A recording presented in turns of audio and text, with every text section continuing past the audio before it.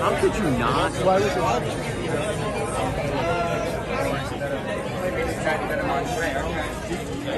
Thank you.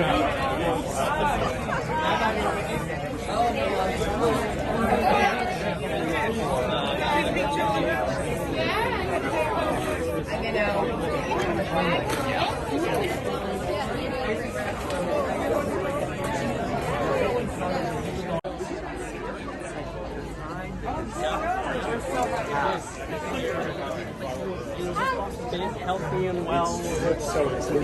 Oh my God. We're doing our best. Very busy. Yeah.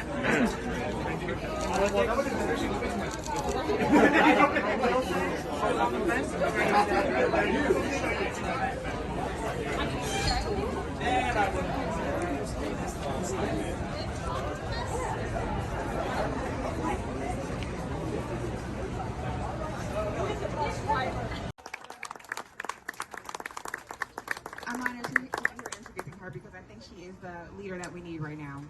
Woo! Yes. Woo! I think we have a lot of good candidates in the race, and it was a difficult decision for me to really get behind any one particular person. But I have always admired her courage, Yes. her vision, and her boldness. I have so excited and so delighted to be able to make sure that Michelle Wu becomes our next mayor. She is awesome. I have loved her. So congratulations and thank you everyone for coming. So I've known Michelle for some years now and loved every minute of it. When you ask her a question about transportation, she'll give you the equivalent of a PhD in that field. Linking people who need it, people, the climate, as well as everything else in between, traffic and everything else. So, I mean, I've seen that. When it comes to COVID-19, I remember the debate on Wednesday. At that debate, everyone else, all the other candidates talked about masks and vaccinations. Really important. Michelle was able to give a whole thing about all of the inequities that COVID-19 has opened up and shown and exacerbated. That's the kind of thing that we want. We want someone who's going to be able to deliver broad thinking, comprehensive thinking, and a solution that works for a whole bunch more people. So that's why. So thank you all for coming. Michelle absolutely needs your money, but she more importantly, she needs to get the vote out. So I believe there's a huge get out the vote. I think 100,000 people need to be contacted. So there's all these wonderful folks over here that need your help. So please sign up to provide that help. And go Michelle.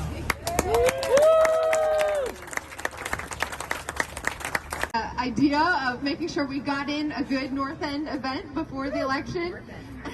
Thank you to all of our hosts and friends and amazing community leaders who are here tonight representing this neighborhood and all different corners of it, representing some of our neighbors along the waterfronts. I see a lot of Harbor Towers folks here, so thank you for joining us. I see some downtown folks here too as well. And so I am just incredibly honored to be here with you all. We are standing 4 days away from Election Day. And for many of us, this has been a long journey on the Wu train together. We are now 11 and a half months plus into this campaign. We started early, and we were the first to get started because for my team and me and for so many of us in the community, this was never about trying to rush in, grab as many votes as possible to win a seat. This is about giving time for Boston to truly digest, discuss, and come together as a city with the hard challenges that are in front of us and the community building that it will take to make sure that we can take action together. I never thought that I would be in spaces like this, getting the chance to be up on a soapbox in front of you all. My family story is similar to many of the stories of the families who founded this neighborhood. Immigrants who came to this country with nothing in their pockets, not speaking English, fighting their ways to get that shot at the American dream. And what we see here in the North End is centuries of Boston leading the way and being that city that could be a welcoming home for anyone, whether you are 6 generations deep in Boston or whether you're welcoming your family to the United States or coming here for school and putting down roots. This is the kind of welcoming, collaborative, inclusive environment, thriving neighborhood that we want to see all across our city. As someone who has lived the challenges of guiding parents facing language barriers, of caring for a mother living with mental illness, of raising my sisters, including connected to this very neighborhood as a former member of the school site council when I was legal guardian for my sister Tori at the Elliott School, I know how much is possible in Boston. I wake up every day grateful that I get to live in a home with my husband and kids upstairs, that I get to send my 2 little troublemakers down to have breakfast with grandma every morning, my mom, who continues to live with mental health challenges, but who we are able to not just help stabilize, but receive her blessing and wisdom and love every single day. Boston is a city where so many of these stories have been made possible if you're able to get past the barriers and the gaps.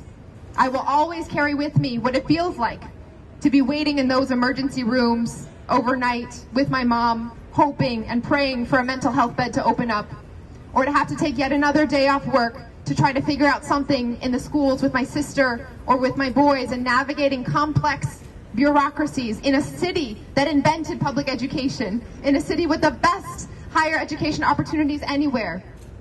We know that when Boston steps up to lead, we change the trajectory of history in this country. That is the story of this neighborhood.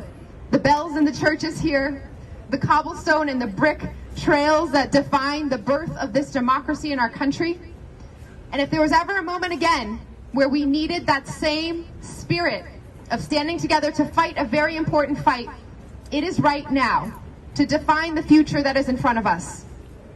We are coming out of a pandemic that continues to rear its head. Our schools are in stress. Our families are struggling to put food on the table. We are facing a housing crisis that continues to grow. And these neighborhoods here along the water see most tangibly that biggest threat of all now.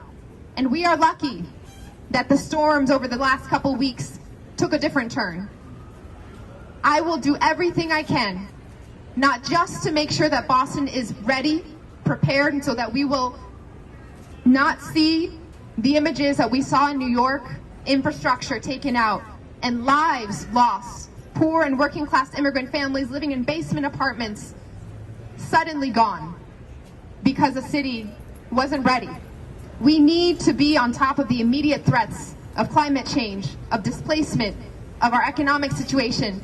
But even more so, we need to be stepping into the opportunities that this future actually presents us. The jobs that are possible, talking about retrofitting all of our buildings, installing wind turbines, protecting our shores, would close the racial wealth gap and then some.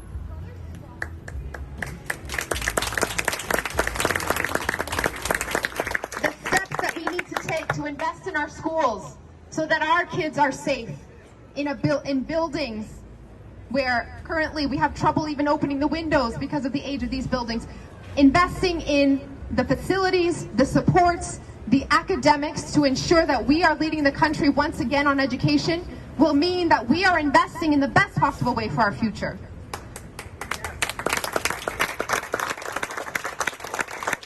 And more than anything else, I want us to realize the gravity of the burden on our shoulders right now. I know many folks in this room followed the news of the United Nations climate report that came out several weeks ago, the consensus of thousands of scientists around the world, and the latest updates as to what is in front of us. And in the 5 scenarios they laid out, from doing nothing in the worst case of what will befall us, to taking every possible step to fight climate change right now, even in that best case scenario path, it will still be 20 years before temperatures stabilize and we see the results, that glimpse of the world that we're fighting for. My boys are 4 and 6. They're in their first week of school. I think about them every day as we wake up, and I will not give up on the chance for them when they are 24 and 26, and when their kids are 24 and 26, to have the future they deserve. That is on our shoulders right now.